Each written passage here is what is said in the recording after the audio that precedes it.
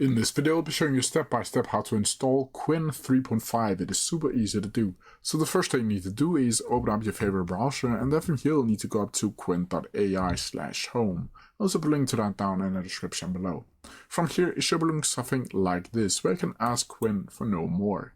But from here, you'll simply need to go up to the right hand corner and go over to download over here, and then you'll be able to download QWEN. From here, you can download QWEN for mobile, or you can scroll down and do it for desktop.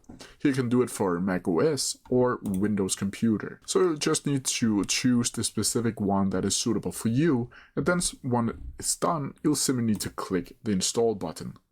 From here, it should bring something like this with the setup, and you'll just use only me and click install. From here, you'll see here that it will take this much megabyte out of your computer, and just click install right here. And then once it's installing, it should be doing something like this, where you'll be able to finish it and then run QWEN. Then from here, as you can see right now, it will be opening up where you can then log into your account or sign up for a new account if you don't already have one.